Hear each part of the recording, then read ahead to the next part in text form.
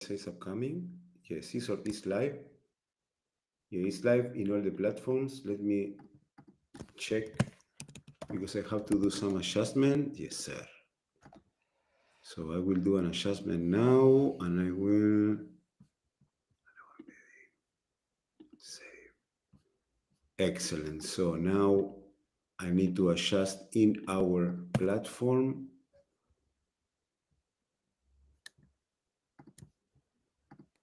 Let me check. Yes, sir. We are live now. I'm my own producer, so this is real time. This is real television, real streaming. Amazing. So sorry for the delay to the audience. Anyways, then you're gonna have it in YouTube correctly. Well done. Yes, excellent. So here we are. We are live. Hello, this is the Bitcoin Libertarian, and welcome to the last live stream in English of the month. Has been an amazing month, and what is coming for the next one is gonna be more amazing too. We are with Mick. Mick is part of Geyser Fund, a Lightning native Bitcoin crowdfunding platform revolutionizing funding for creators, educators, and communities through reward-based campaigns, grants, and direct satoshi contribution without intermediaries. Launched in 2021 on open source principles, Geyser powers grassroots projects worldwide, from off-grid Bitcoin clans in Kenya to taekwondo athletes in Peru, with 75% of contributions now via Lightning, focus on accelerating Bitcoin adoption from the ground up. Today, we will talk about their project and how crowdfunding is helping Bitcoin adoption growth. Mick, welcome. A pleasure. What an introduction. Thank you so much. I'm honored. Thank you very much for this. I'm super proud of the introduction because all of my guests say the same. They like the introduction. And for me, it's a pleasure to do a great introduction because all of my guests are people that are doing amazing things to improve and to get the Bitcoin adoption around the world. So let's go to the first question. The first question that I do to everyone is, Mick, how were you orange pilled? Yes, great question. I was orange pilled, I guess, through time, as many people have also described. I first heard about Bitcoin very early on in 2010. I missed my chance, thought it was a scam, and then heard back about it a few more times. And then in 2016, a friend of mine asked me, "So what do you really think about it?" And I didn't really know what to answer because I didn't quite ever look, deeply into it. So I started looking into it. I was at the time studying coding, so I was looking at how, okay, well, Bitcoin has a GitHub repository. I could read the actual code, understood the scarcity element of Bitcoin, understand the mining aspect of Bitcoin, how it was secured through electricity, and then I actually got sucked into the meme culture of Bitcoiners and understood that, look, there's actually something here. Either these Bitcoiners are crazy, or they're changing the world. And I think year after year, bit after bit, I understood that, like, this thing is unstoppable. I also, yeah, I was also sort of a victim of a theft as well, where they stole my computer with my my Bitcoin inside, but they were held in cold. They were held in. I had a backup, so I could retrieve my funds and secure my Bitcoin. And then I understood how important this was, how Bitcoin powerful Bitcoin was. So I was then went all in Bitcoin after that, understanding that it was tamper proof um, to that extent. So yeah, so many different aspects kind of orange pilled me. I think one of the key attributes of Bitcoin being I'm not a guy that really trusts the system usually. Like, I think I have a lot of skepticism about the current state of affairs, and I've always been open to alternative models. And Bitcoin seems like tackling one of those root problems of our society today. The money problem, which um, reverberates into other types of problems, societal, humanitarian, sort of human, all sorts of issues in our world today. So yeah, I was sort of deeply orange pilled, and by all of these different factors. And yeah, I don't know if that answers the question. Yes, that answers very good. And as you said, I think that the Bitcoiners we are crazy because we are a little bit crazy, and we are changing the world. And and all of the thing. And another thing that you mentioned, that we the Bitcoiners we are not we are people who not trust on the system. That's why we say don't trust, verify, and that's why I see that when I met a Bitcoiner, I have a lot of things that we think the same, even though we come from different backgrounds, from different languages, from different regions on the world, different religions. There are like a backbone. I don't know how to say in English, but the roots, we are all the same, the Bitcoiners. We have all this feeling of don't trust, verify, don't trust the system, always willing to look for an alternative, the decentralization, and all the things that is interesting to study. I know that many people is studying the Bitcoin culture, but it's gonna be good if someone from the sociological side study all the things, the movement, the Bitcoin movement, to see what we have in common and how do we connect. Um, I want to ask you about Geyser Fund. How did it work? Was it born, and especially what it is and how it works? I cannot listen to you. You are mute. I'm sorry. Here we go. Yeah. Yeah, so Geyser is, as you mentioned earlier, is a Bitcoin crowdfunding platform. It's a platform that allows anyone around the world to launch their project, and then anyone around the world to support them. So it's really one of the first times that, I guess maybe in history you could say, you had a system where people could send money with so much more ease.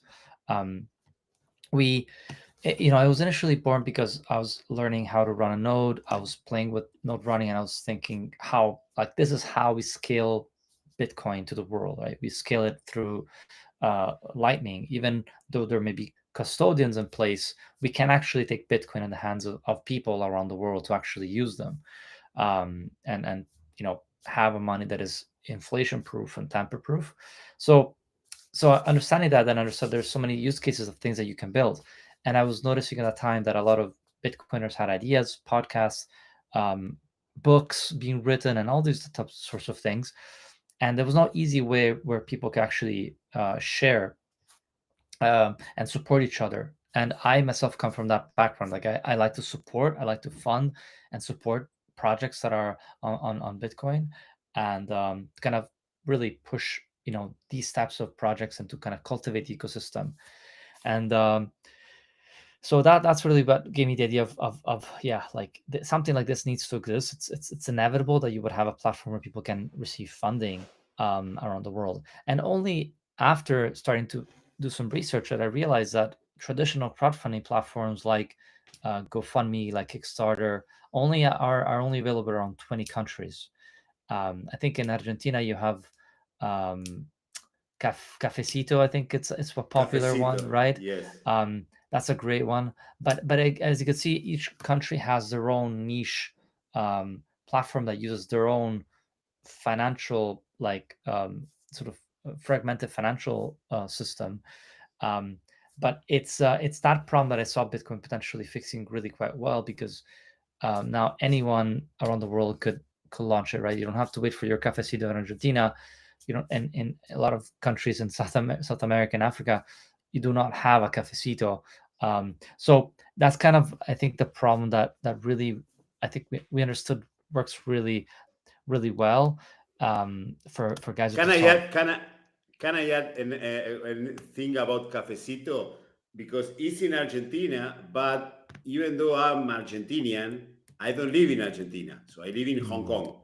mm, So I cannot use a cafecito because right, I'm not living in Argentina. I cannot exactly, connect the payment method, and I cannot connect a mobile phone. Even though I'm an Argentinian citizen, I have Argentinian ID, I have Argentinian passport, and it's my only nationality. So that's, even though it comes to solve problems of Argentinians, some right. Argentinians cannot use it. Right, exactly. Really good point. Yeah, to the point that it's a very fragmented, and also we still build Geyser in a way that is entirely compliant, and we don't we follow sanctions, laws, and everything. Um, but just the ease of access of Lightning and Bitcoin to everyone around the world who wants to launch a project or fund a project, it's just uncomparable with anything else that exists out there. So yeah, so I think that really I think highlights the borderlessness, highlights the key one of the key value propositions of Geyser. Um, and so really the point is the belief that ideas, projects are all are important and can help to push humanity forward in all these different niches. And so far, the existing financial system, the existing crowdfunding platforms are not providing that the tooling. And yeah, so I think this is really a powerful tool to connect people around the world ultimately. So we're seeing people use Geyser for several different use cases. One of them is pushing Bitcoin adoption through Bitcoin initiatives like circular economies, education projects. You have books and so forth, media being created around Bitcoin to promote Bitcoin adoption. You then have Bitcoin products, so things like new hardware wallets launching, collectibles, um, even new book launches. And then you also have causes that have nothing to do with Bitcoin per se, but there might be events, fundraisers, humanitarian emergencies, um, and also sort of other use cases that are more like one-off fundraisers. Um, so these are all really powerful and important tools you know uh, that are just part of that are agnostic actually to money, to what money you use. You could do a fundraiser with anything, with shells if you wanted to, but we think Bitcoin is a really incredible tool to to have this use case in the internet age that we live in. You cannot use shells. You cannot use fiat because it's too governed by these tight financial repressive apartheid like systems. And so yeah, so Bitcoin really we think is going to be, and we want it to be, the money of the future.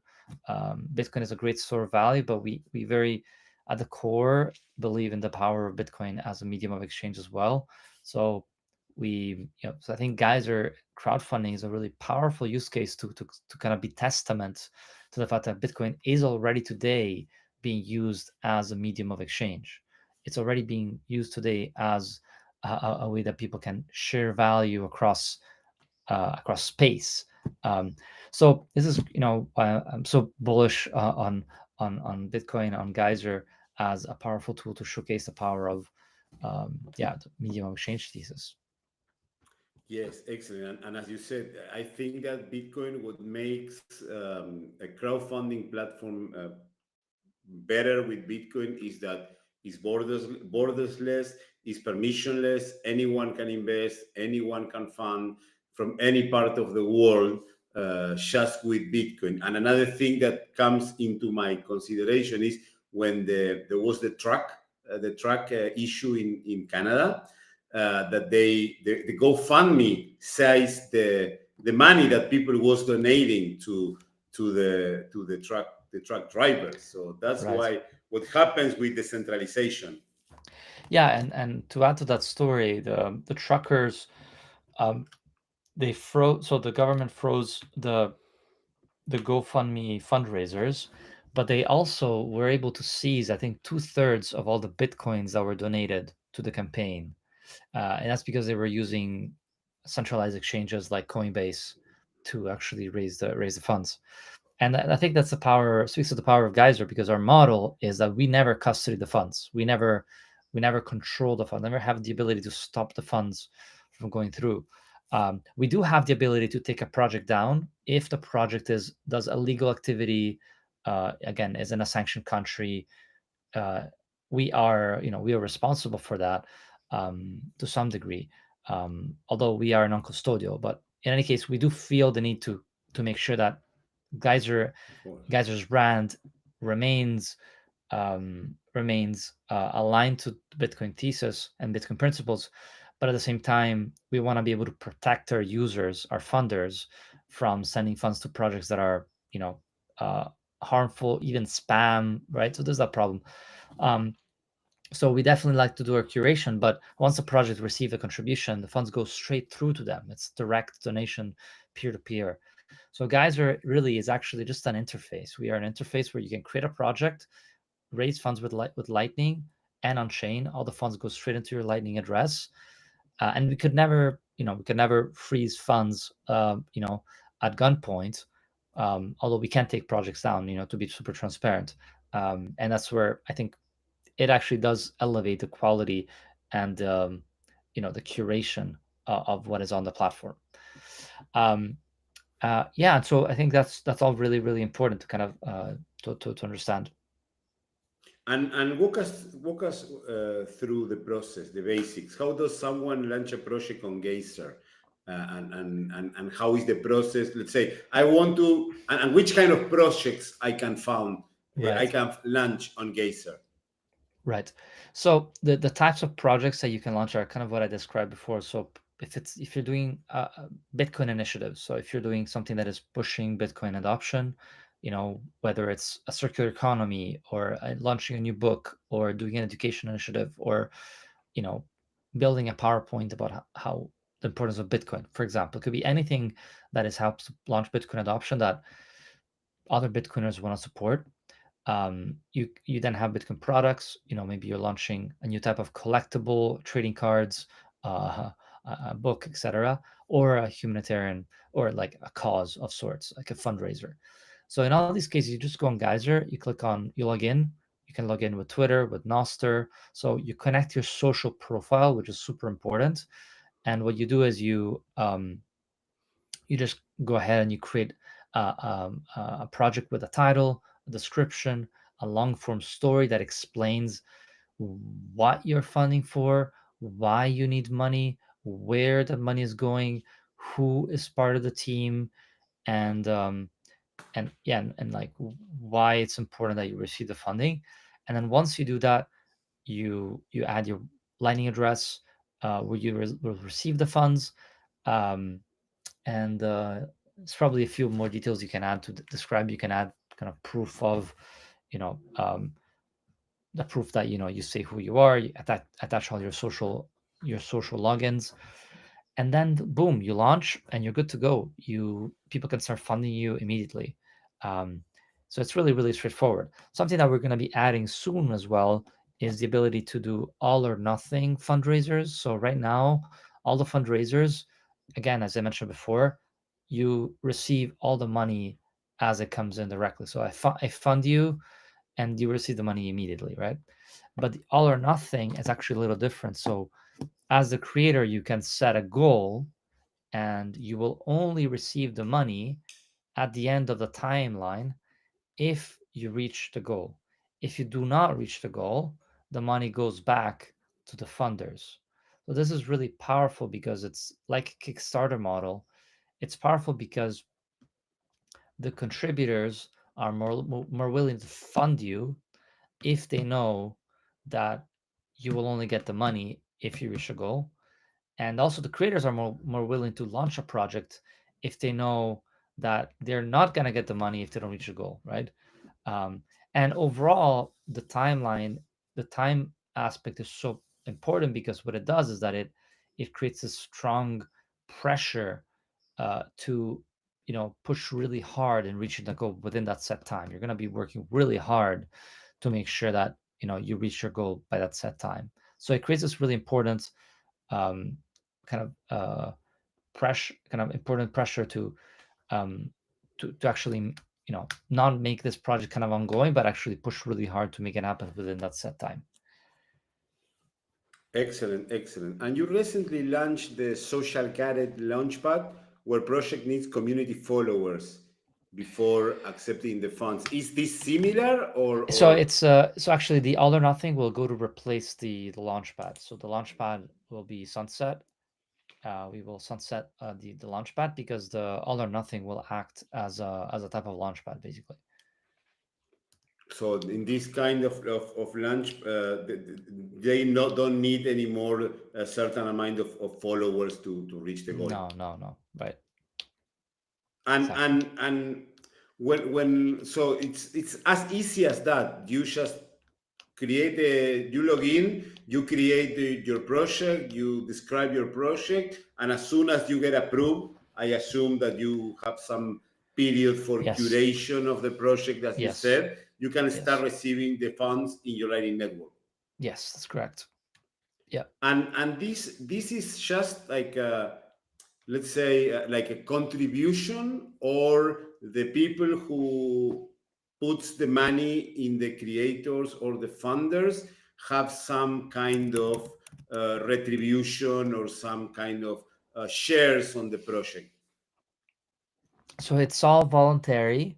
Um, it's all donations based. It's all voluntary for on one hand. On the other hand, you can also sell products. So you can use Geyser as a way to, again, if you're launching a book, you can say, look, I'm gonna, yeah, I don't have the book now, but I'm looking for the money um, to actually go ahead and create the book, right? So that's called a pre-order. So you can essentially pre-order by purchasing it. So Geyser is really much like a mix between GoFundMe, which is donations, and Kickstarter, which is you actually buying, certain items that are on sale. So both are really, really powerful tools, and coming together also really, really powerful. And this is really interesting because you mentioned that getting shares. The shares aspect of a company, that's really, really tricky to do it at scale. Um, and at the beginning of Geyser, we had the actual option, like, do we go into that in that direction? But we realized the power of global donation-based crowdfunding and product-based crowdfunding is enormous, and there's really no one doing it. And it's kind of actually the fun part of Geyser, the fact that people can donate and support each other, um, to push Bitcoin adoption forward. And at first we were like, oh my God, Bitcoiners are never going to want to spend their sats and send their sats, right? Like, it's, what are we doing? But actually, every month we get, tens of thousands of donations and Bitcoin. And I think that speaks tons to the fact that actually Bitcoiners are actually, as Bitcoin also grows in price, are more and more and more and more willing and able to make donations to others, um, because Bitcoin has given them so much, right? Their purchasing power has increased so much that sending out a $10 donation, yeah, sure, $10, maybe it'll be 10x, maybe it'll be $100 in 10 years, right? But by then, your net worth will be 10x of everything. So yeah, so basically, what we've noticed is that a key learning for us has been that no, Bitcoiners are actually incredibly, um, uh, what's the word, generous. They're incredibly generous, and actually they have a vested interest in supporting Bitcoin projects that are doing good for Bitcoin adoption, right? Whether you're making a book, or you're and maybe you want to buy a book by supporting them, or if you're doing a circular economy, like, this stuff is really, really powerful and really, really important. And so I'd like to also say that Geyser ends up being really one of the really important, um, kind of community centers, if you will, of the Bitcoin community. One of the key hubs where Bitcoiners go to support other Bitcoiners all around the world. We've had an earthquake in Turkey 2 years ago, right, where people donated tens of thousands of dollars to Bitcoiners there. We then had another project, another earthquake in Myanmar this year, right? Again, a lot of people donated to it on Geyser. And so with Bitcoiners, what we have is we have a new trust network. Bitcoiners trust Bitcoiners, and and then the Sats flow through the Bitcoiners, but then across the entire ecosystem.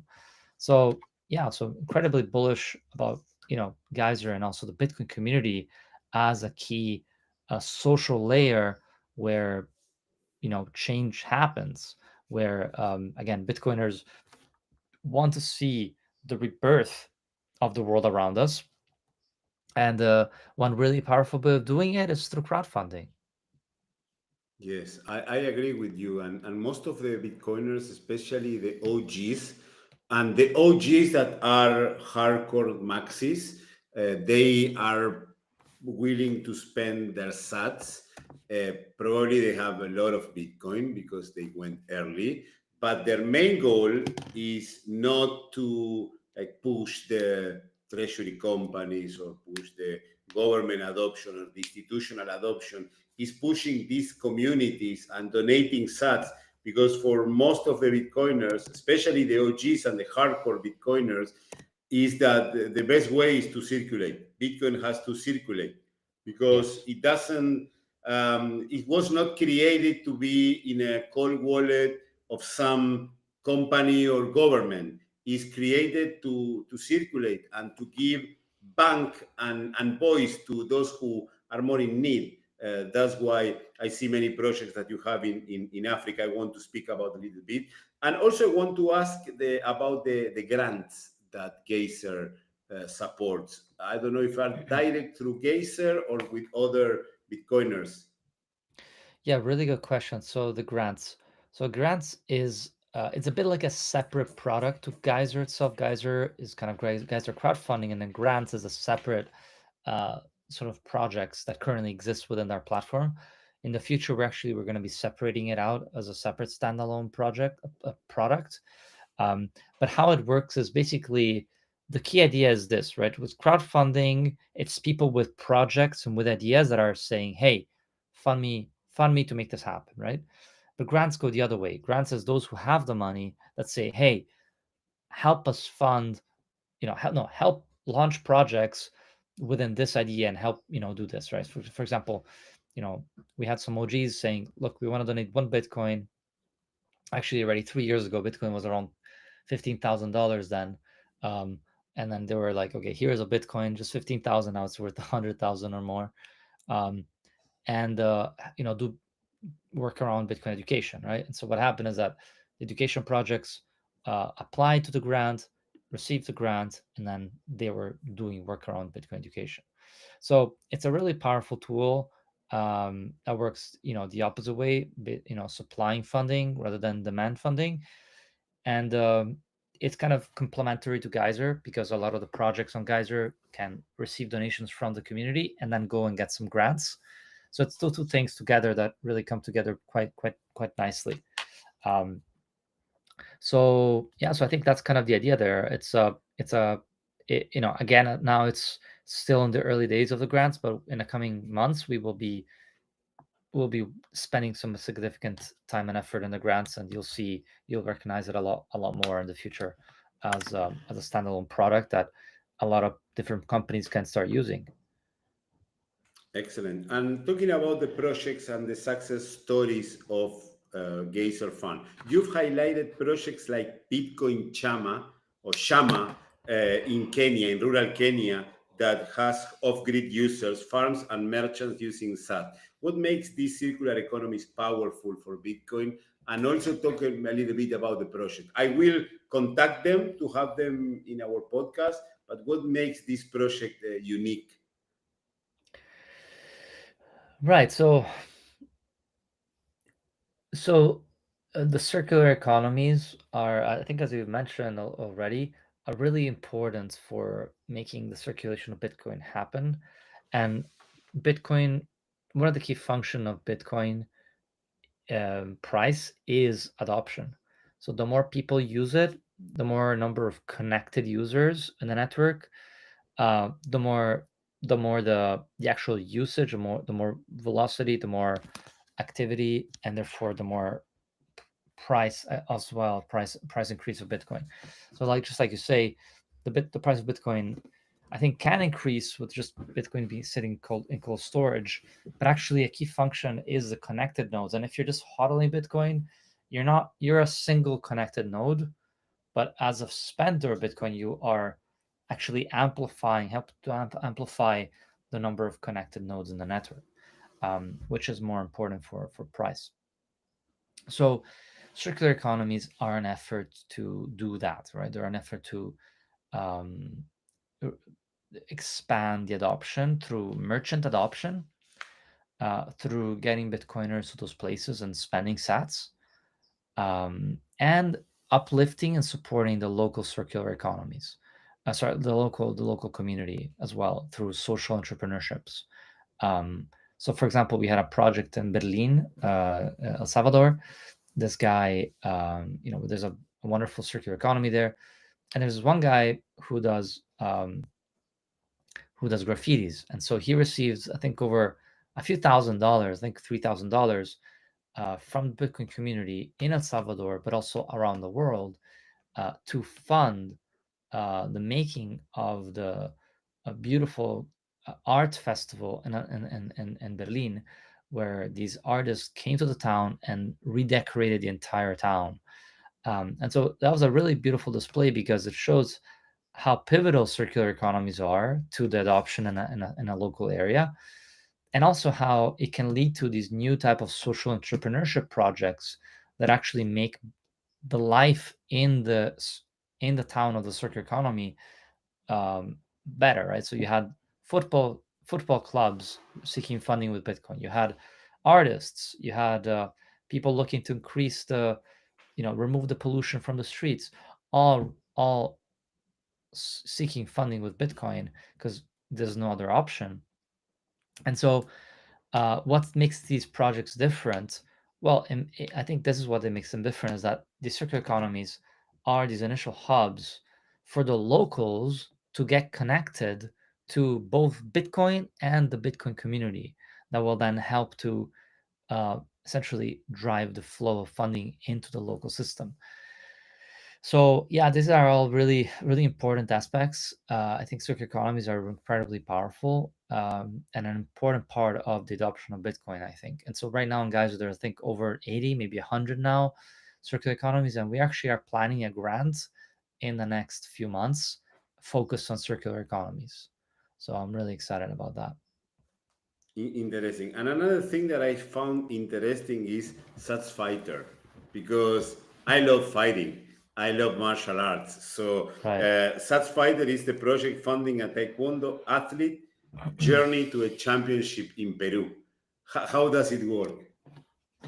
He's from So Suriname, I think. yes, he's from Suriname. So again, this is to testify that how powerful this is. This is. This is just one individual who is a Bitcoiner who does fighting and is looking for donations to go all the way up to the Olympics or to the big competitions. Um, Also supported by the Bitcoin community. So he's really good at providing updates. He's really good at explaining, what value also he brings back to Bitcoin.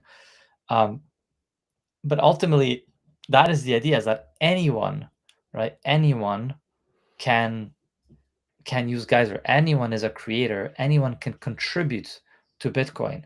You don't have to be a developer. You don't have to be, you can be literally anyone. Whatever you're doing, you can think about, how does Bitcoin plug into this? How can I help support Bitcoin within my own remit? And then a lot of Bitcoiners will support you. So so this project in Suriname raised, quite a bit of funds to keep, and maybe there's some other Bitcoin runners, right? That are like, yeah, here's some sats, like let's make this happen, right? Or some other fighters, I mean. Um, but it's really just, I think the way the important framing here is Bitcoiners are a community. They really are a community. It's a global community. It's a community based on principles. Um, and so there is a certain degree of trust that exists, and and all that Geyser does is that we help to kind of surface the trust, and we make it really easy for you to tell your story, explain the impact you want to have, and connect you to other Bitcoiners that want to support and make your project or your idea a reality. It's ultimately about Yes, I like. change. It's all about ideas. It's all about change. It's all about making, your projects real and important, and through the community. I like your point because I say that anyone can contribute to Bitcoin. Sometimes people Right. say that I'm not a developer, I don't have money. How can I do to contribute to the Bitcoin community? And as you said, I always said, starting a podcast, writing a book, doing something of what you are good at, but talking about Bitcoin. For example, this fighter that talks about Bitcoin. All of us, we can contribute to, in certain level, to Bitcoin adoption and Bitcoin promotion. And as more as we are, if we are more, is better, because I say that any one of us is a node of the Bitcoin network. And if we had more nodes, the Bitcoin is stronger, is more safe, is safer, is more secure. So everyone is a Bitcoin node in a Bitcoin network, and you can contribute in any aspect of your life with any aspect. To be honest, I will talk to about. I will share the idea with my godson. My godson, he fights taekwondo. He's a black belt, and he sometimes is looking for money for going to the competitions and all the Right. stuff. And the other day, I was talking with him. He's in Argentina, and he said like, "Oh, are you competing?" I said, "Oh, the competitions are so expensive. The ticket now." I can say, "Okay, you can." I will make, I'm always trying to make my family members and my loved ones Bitcoiners. So I always explain a little bit, and I say, check, you can become a Bitcoiner, a maxi, and you can get funded to go to the tournaments as a Bitcoiner, as a Perfect. Taekwondo champion. And I think that this is amazing, because any one of us can contribute from their own side to Bitcoin to make it stronger. And this is amazing. And Awesome. I know that you don't have too much time, so I will move to another question. That is, what are the challenges that Geyser faces, and what are the main struggles for this kind of project on Bitcoin? Really good question. So one of the key challenges that we face is the relative niche that the Bitcoin community exists in. We are primarily a Bitcoin crowdfunding platform. So where our users are Bitcoiners. We are Bitcoiners. We build Geyser for Bitcoiners, and we're proud of that. But also the hard reality is that it's still quite a niche community, meaning it's uh it's not massive, and so it makes it difficult to make Geyser sustainable. Um, the other challenge is that, as we sort of mentioned, Bitcoiners are generous, and they do support other projects, but they're also quite focused on the cold storage aspect, right, and keeping funds in cold storage. And I think this is a result of the memes being quite skewed around hodling, and the fact that Bitcoin is going to go to $1 million tomorrow, um, and which are hodling is important, but it's not everything, and by itself it's not enough, um, and so there's less of a meme culture around the importance of spending and the importance of supporting other Bitcoin initiatives that are spreading adoption. So I think these two factors are make it really difficult for a lot of Bitcoin companies to actually remain sustainable. And it's a problem for Geyser, but it's a problem for many other Bitcoin projects out there. Um, how we tackle them is that we try to keep Geyser as lean as possible. We're a really small team of three, um, and thankfully we had some Bitcoin OGs that wanted to invest in our project. Um, but yeah, it is a challenge, but Bitcoin is growing a lot, the community is growing consistently, so it's really about growing with the network, right? We also try to integrate fiat payments, but surprisingly they haven't been super adopted, actually. It's not a standard way of funding, even though you can fund a lot of project with fiat. uh, and there's several reasons for that. But part of it is that Geyser is known for the Bitcoin, so people end up spending Bitcoin on our platform. And in terms of the project, what are the challenges? I think one of the key challenges that projects face uh, is really getting seen. Like a lot of projects have a good idea, they are maybe even a little bit well known in the network, but they're actually not promoting their projects enough, right? And sometimes it's really hard for projects to ask for for donation. It's really hard for people to ask for for funding for certain things. So that ends up being quite difficult. But along the way, we try to help projects in different ways and kind of giving them the confidence to say, it's okay to ask. It's normal, and actually, you'd be surprised by how much people can give from just asking. It's incredible. So it's part of the challenges, but it's one important one that we often notice, but it's definitely achievable. And talking about regulations, you how are you affected from the regulations of the fiat world? Yeah. So crowdfunding, donation-based crowdfunding is not particularly harshly subject to any regulations. Donations are quite straightforward.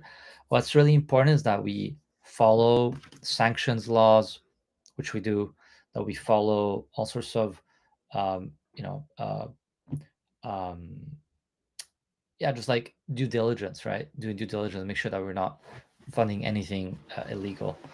So yeah, we do our best to do that, to follow our laws um, and yeah, as much as possible, really. Like, well, as much as we can do in a small team of three, really. But yeah, we're quite conservative, though. We're quite conservative. We work really hard to ensure that things are, our platform is secure, and also our users, our funders as well, are protected. That, again, funds are going in good places, and never do any harm. We never want to do any harm. Exactly. Excellent. And talk me a little bit about the future plans for Geyser. Yeah, I hinted at some of them already. The two key things that we're focused on right now is, first of all, this all or nothing functionality that we're building right now on Rootstock. So that should be coming up in the next, probably in September. If everything goes well, we should be able to we'll be launching all or nothing projects, all or nothing campaigns that on Geyser, and that should be pretty exciting. I think that will add a lot of hype, a lot of excitement, um, and a lot of interest. I think because it's a new use case that doesn't really exist currently.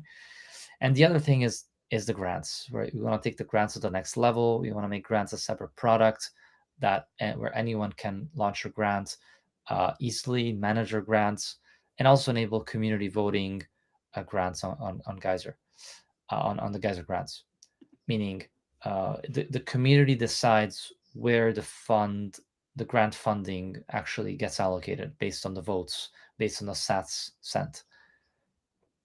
And for listeners that are inspired to start a non-project and wants a bit of funding, what piece of advice you'd give to them? I say it's, launching a project is not easy. Uh, it requires thinking, it requires, passion, endurance. Um, but I think ultimately it's also about having a good time, and also having the community to come behind you and supporting you. And what better way to seek support from a community than from actually receiving donations through them? Um, so I think it depends what is it that you're interested in. But if you have a creative initiative, if you have, I don't know, social project that you have in mind, if you have, I don't know, circular economy that you wanted to start, or a book that you're writing and you don't know how to actually go ahead and make the printing purchases, well, guys, there's a really good way, a really good place where you can raise those funds. And maybe it's not all of them, right? But it's that community support that will give you the boost, even if you are to go to then a big grant provider and show them, look, look at all the funding that I received on Geyser from the community, right? It's a portfolio really to showcase, look, people trust me, people like what I'm doing.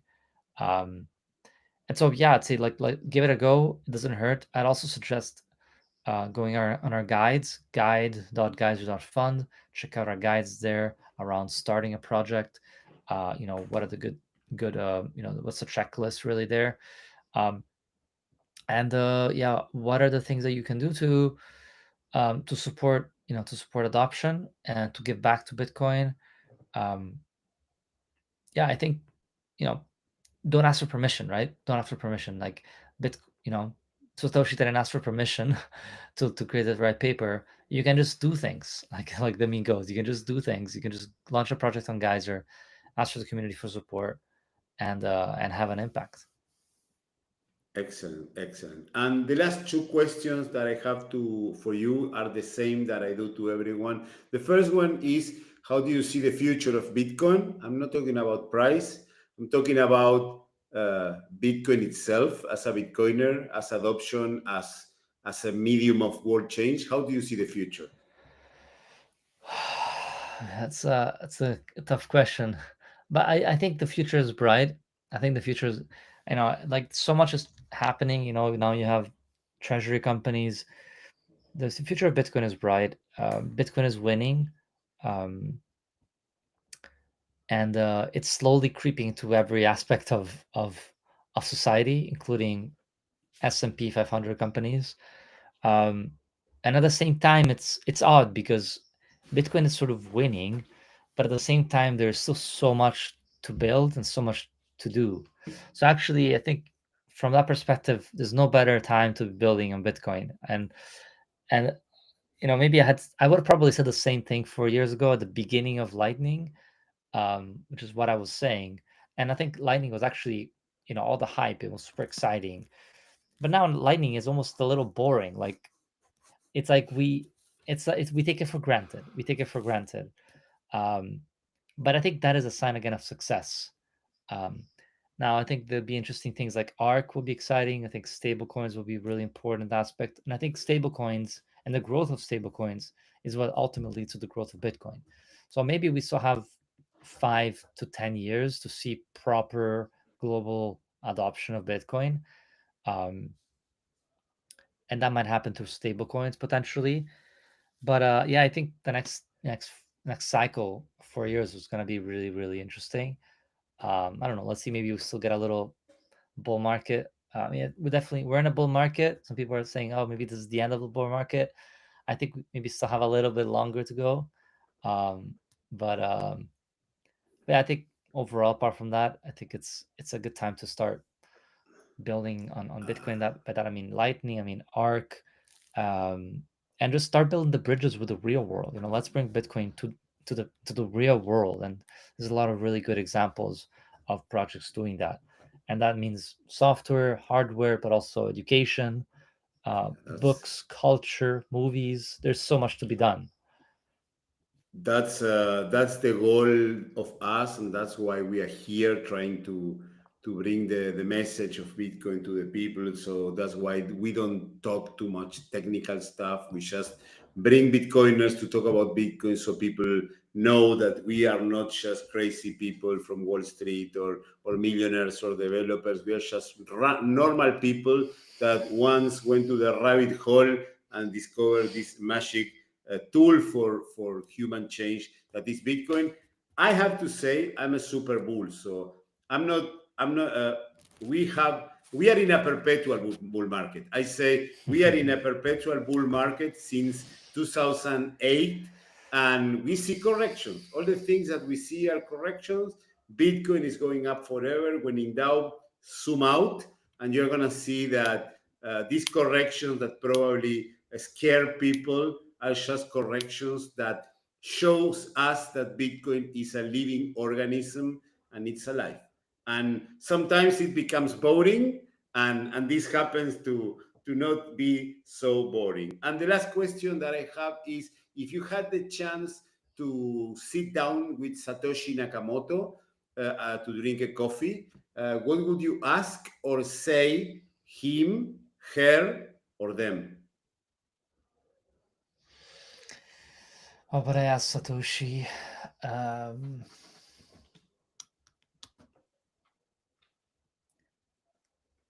what did you do with your Bitcoin? That would be a fun question to ask. Um, I don't know. I'm a believer that he's probably destroyed his Bitcoin. Um, he or she or they definitely has I would think destroy their Bitcoin. Um, I mean, that's my hope, I guess, because that would be a sign that it's, an organic, uh, thing created to kind of almost gift to the world. I don't know. Maybe I'm a bit romantic like that. Um, I think it's the most likely scenario, and also the most optimistic. Yeah, that's will be my question. Excellent, excellent. Mick, anything else you want to add and how people can contact you? It's been an absolute pleasure. Yeah, I think I just urge everyone to, to not sit on your laurels. Like Bitcoin is, yes, Bitcoin's winning, but there's a lot of work to do, and there's also a lot of opportunities to be had. And if they have any projects or ideas or creative or humanitarian work that they want to do, definitely check out Geyser.fund. Follow us on Twitter, on X, follow us on Noster, on Instagram, and obviously on our website. And if you have any questions or doubts, feel free to DM us. We're always available. Happy to have a chat and discuss your launch, especially for the all or nothing that we have coming up. If you have any thoughts or ideas for that, we'd love to have a chat. And we're looking for projects that we could launch with to make even more noise for the all or nothing. So I'd love to hear. Excellent. Thank you very much, Mick, for your time. Have a great day, and I wish you the best for this initiative you are doing. Thank you so much, man, and I appreciate you and wish you all the best for the podcast as well. Thank you very Thank much. you. And thank you very much to everyone who is on the other side. If you like the episode, please give us a thumbs up, share it. And if you are coming to the Hong Kong Bitcoin Asia conference, meet me. I will be around. I will be with the Bitcoin Libertarian t-shirt or polo or whatever. Just have a chat. I will be shooting some short videos for my YouTube channel. I want to give a voice to all the people in Bitcoin because we are all important, since Michael Saylor to the person who has 100 followers on X and is posting about Bitcoin. If you find me, just say hello. Let's have a chat. Let's shoot a video, and let's keep growing this amazing community that we have. Again, thank you very much for being on the other side. Our social media, the Bitcoin _ is our X. Bitcoin Libertarian, our YouTube, Bitcoin Libertarian ESP, our YouTube in Spanish. Our Instagram is the Bitcoin Libertarian, our Patreon, the Bitcoin Libertarian. I think that's all. Share this episode with the people you love. Share this episode with the people you hate, because we must reach 8 billion people on board to Bitcoin. See you in the next episode of our podcast. Stay humble, stack sat, and remember, we are all Satoshi.